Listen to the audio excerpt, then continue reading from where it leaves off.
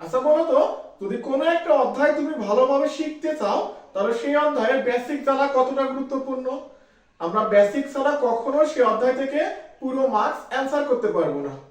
তো আজকে আমরা এইচএসসি আইসিটির চতুর্থ অধ্যায় অর্থাৎ এইচটিএমএল এর পুরো বেসিকটা দেখব। অর্থাৎ আমরা কিভাবে বডির সাহায্যে এইচটিএমএল কোড লিখতে পারি, এখানে ট্যাগ সম্পর্কে শিখব এবং খুঁটিনাটি আরো অনেক বেসিক সম্পর্কে দেখব। তুমি শুধু 2টা মিনিট সময় দিয়ে এই ক্লাসটা দেখো, তাহলে তোমার এইচটিএমএল এর বেসিকে আর কোনো সমস্যা থাকবে না। তো এইচটিএমএল হচ্ছে এক ধরনের ভাষা, যেটাকে বলি আমরা মার্কআপ ল্যাঙ্গুয়েজ।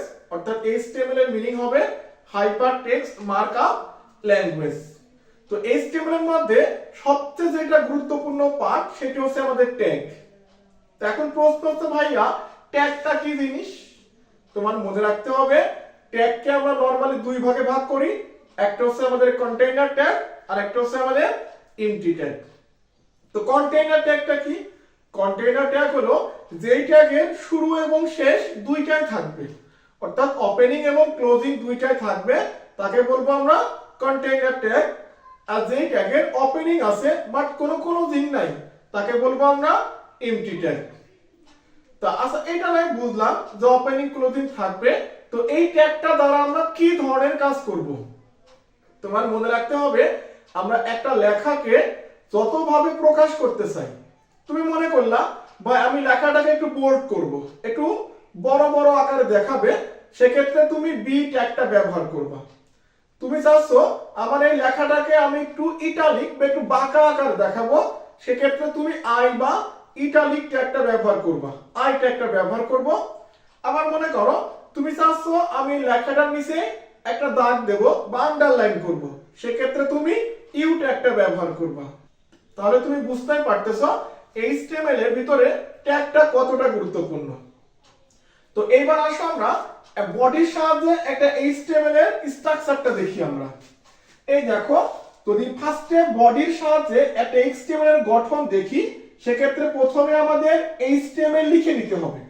এই যে দুই পাশে দুইটা অ্যাঙ্গেল ব্র্যাকেট, এর মাঝখানে ছোট হাতের অক্ষর দিয়ে লিখবা এইচটিএমএল, আবার দুইটা অ্যাঙ্গেল ব্র্যাকেট, দেন তারপরে বডি। এই বডির মধ্যে আমরা কি ধরনের আউটপুট পাবো সেটা বেস করে এখানে তোমার ইনপুট দিতে হবে।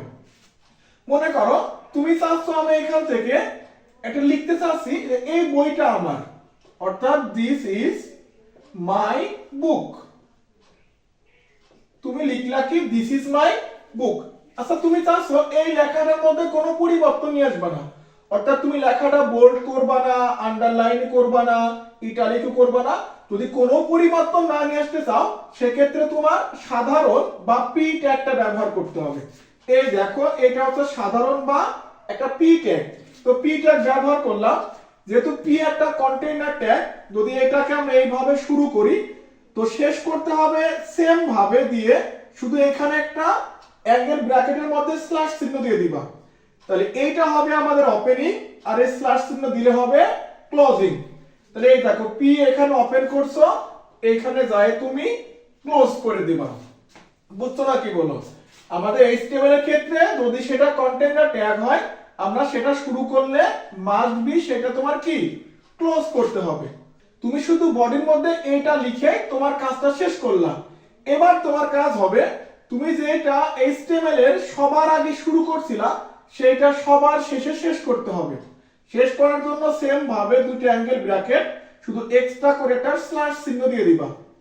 2 নম্বরে বডি শুরু করছিলা, তাহলে নিচের দিক থেকে 2 নম্বরে বডিটা ক্লোজ করবা। তাহলে এটা হয়ে গেল আমাদের একটা বডির সাহায্যে এইচটিএমএল কোড।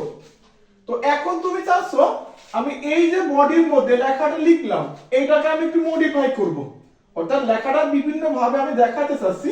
তো মনে করো এটা তোমার হচ্ছে কম্পিউটারের স্ক্রিন, তুমি এখানে চাচ্ছো ভাই আমি এই লেখাটাকে একটু আমি বাঁকা করে লিখবো। তাহলে তুমি সেম কাজ করবা, শুধুমাত্র এখানে আই ট্যাগটা ব্যবহার করবা, আই ফর ইটালিক ট্যাগ। তাহলে আই ট্যাগটা এখানে ব্যবহার করছো, তাহলে এখানে আমরা আই ট্যাগটা ক্লোজ করব। এই দেখো, আই ট্যাগ ক্লোজ করলাম, প্যারাগ্রাফ ট্যাগটাও ক্লোজ করলাম। অর্থাৎ প্যারাগ্রাফ তো ক্লোজ আছে, তুমি এই লেখাটাকে একটু বাঁকা আকারে দেখাবা, এই জন্য তুমি আই ট্যাগটা ব্যবহার করছো। এই লেখার আউটপুটটা কি হবে, একটু বাঁকা দেখাবে, অর্থাৎ আমাদের রেজাল্ট আসবে দিস ইজ মাই বুক। এই দেখো আমাদের লেখাটাকে একটু কি হবে, বাঁকা আকারে দেখাবে। আবার তুমি ভাবতেছো না ভাইয়া আমি এই লেখাটাকে একটু বোল্ড করব, অনেক মোটা আকারে লিখবো আমি, সেক্ষেত্রে তুমি এর সাথে একটা বি ট্যাগ ব্যবহার করব বা বোল্ড ট্যাগ। এখানে বি দিলে তুমি এখানে একটা বি ট্যাগ দিবা এবং ক্লোজ করে দিবা, তাহলে এই লেখাটা একটু মোটা আকারে দেখাবে, বুঝছো? এই লেখাও থাকবে, মোটা আকারেও দেখাবে। আবার তুমি ভাবতেছো ভাইয়া এই লেখাটা আমি বোল্ড করব না, এই লেখাটা আমি আন্ডারলাইন করব। তো এখানে তুমি শুধুমাত্র একটা ইউ ট্যাগ ব্যবহার করবা, দেন এখানে তুমি ইউ ট্যাগটা আগের মতোই ক্লোজ করবা, তাহলে আউটপুটে তুমি এই রেজাল্টের নিচে একটা আন্ডারলাইন পেয়ে যাবে। তাহলে আশা করি আমরা বুঝতে পারতেছি কোন একটা লেখাকে আমরা কিভাবে আউটপুট হিসাবে পেতে চাই, এটা সম্পূর্ণ আমাদের ট্যাগের উপর ডিপেন্ড করে।